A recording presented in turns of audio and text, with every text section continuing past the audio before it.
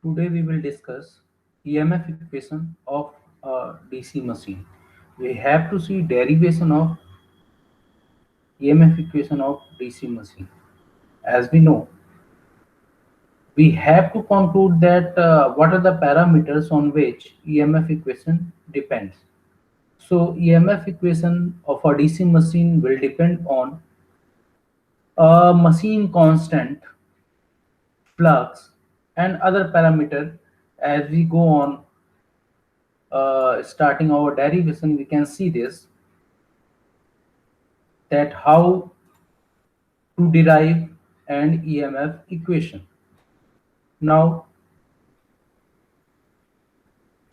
EMF generated will depend on, in a major way we can say, the magnetic flux and number of revolutions of the armature and a machine constant. And broadly, we can categorize the dependency of EMF equation on three parameters, in which a machine constant is a constant parameter that is not going to change. If the machine is same, then the machine constant is not being changed. Now the EMF generated will depend on flux of the machine. That in this derivation we will find out flux per pole of the machine and the speed with which it is being rotated in a case of generator. So to get a higher voltage, either flux per pole should be very high, this parameter phi should be very high, or the rotation of machine should be very high to get a higher voltage. Now, due to machine saturation constraints, the magnetic flux per pole, this parameter is restricted to some value, but the RPM can be changed or increased or decreased to obtain a desired voltage. So let us start with EMF equation. Let us consider, say, a conductor. Let us first consider a single conductor. A single conductor of length small l. If it is moving with velocity small v in a field flux density capital B, then according to the law, it will experience a force, or say not no sorry it will experience rather than experiencing a force, it will induce an EMF in it, and that EMF will be given as E equals to BLV. The EMF induced in a single conductor of a length L moving with a velocity v in a field flux density capital B will experience a EMF induced in it, that will be equals to this expression, E equals to BLV. Now this is an EMF induced in a single conductor. Now if machine will have Z number of conductors, say, then the EMF induced in Z number of conductor would be multiply this E by Z. But this EMF will be multiplied by Z when all the conductors are connected in series. But as we know, not all conductors are connected in series, but they are connected in parallel paths, a combination of series and parallel paths. So the total number of conductors should be divided with number of parallel paths of the machine to get the EMF generated.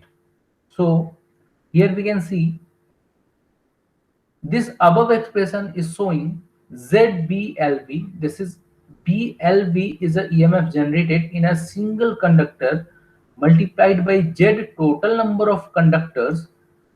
That will give the total EMF generated if the machine conductor all even a single conductor connected in series, then the EMF generated will be ZBLV. But as we know, in this diagram, the conductor is connected in series parallel combination, as can be seen in this diagram. The EMF generated should be divided with number of parallel path, that is capital A. That will give EMF E. Now this is a total EMF generated in a DC machine having Z number of conductors and having A number of parallel path. This equation will give EMF generated. But we can see here in this expression V is a velocity, and it is very difficult being a mechanical parameter. Velocity is a mechanical or say physical parameter, so we have to get rid of it, this V, as well as this B is a flux density, and flux density has to be changed in other terms so that we can easily calculate our numerical. So this V has to be replaced with some other parameter, and this capital B has to be replaced with some other parameter for easier calculation of our numerical.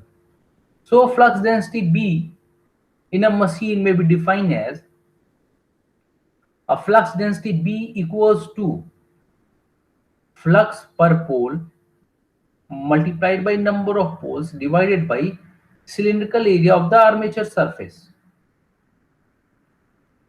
Flux per pole is the flux across each pole of the machine, and if it is multiplied with number of poles, then it will give the total flux.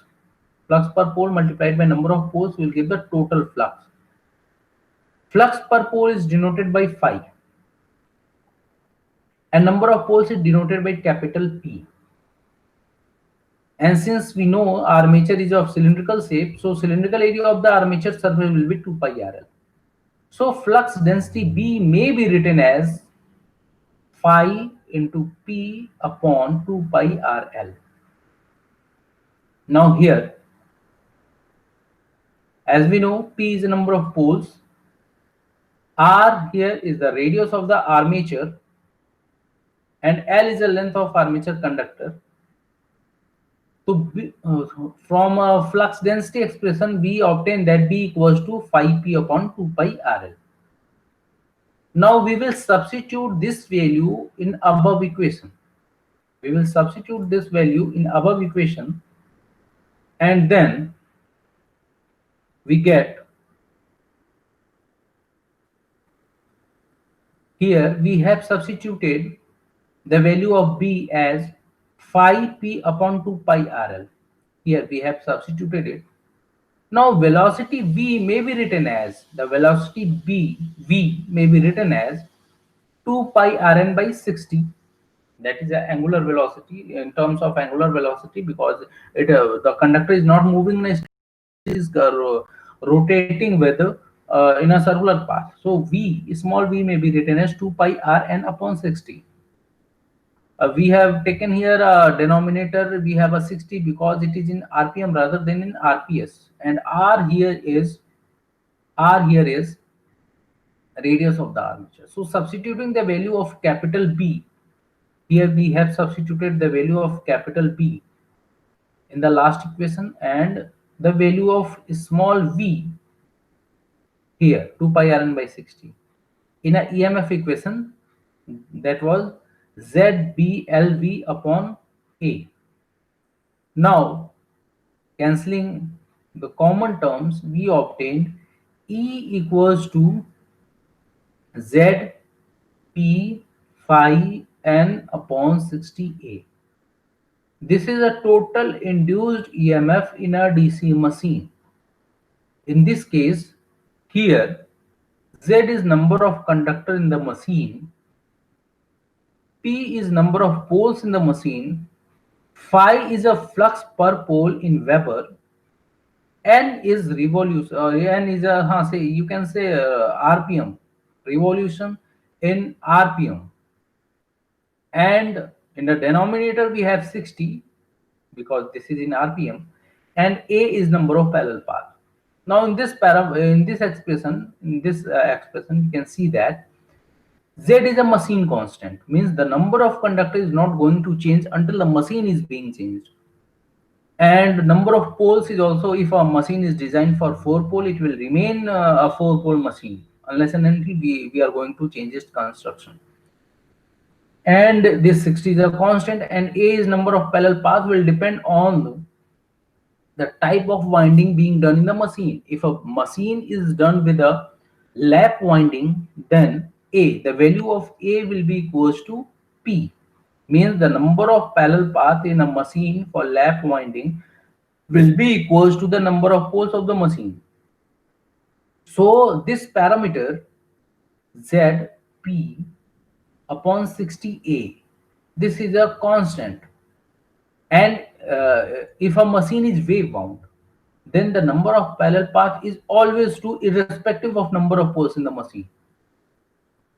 So if a machine is lap wound, then the value of A will be equals to a value of P, and if the machine is wave wound, then the value of A will always equals to 2. So this ZP upon 60A is a constant. So we can conclude that the EMF will depend on flux per pole and N, that is RPM of the machine, and flux per pole. Now, flux per pole is limited by the saturation of the core.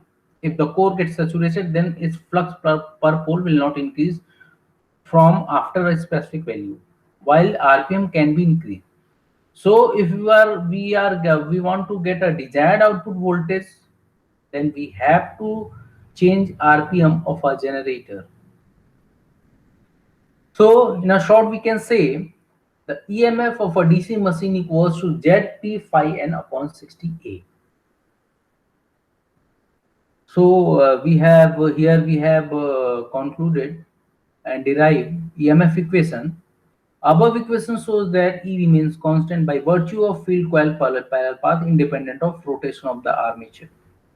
So now, in case of this is an EMF being created in both machines, whether it is a generator or whether it is a motor.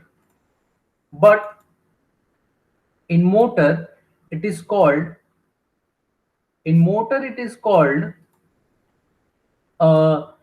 back EMF, while in generator it is called an generated EMF.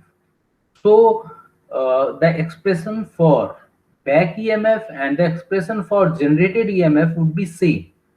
That will be same. That is, we have just derived E equals to the constant multiplied by the machine constant K multiplied by phi n. Now we have to discuss torque equation, that will be discussed in next lectures. Thank you.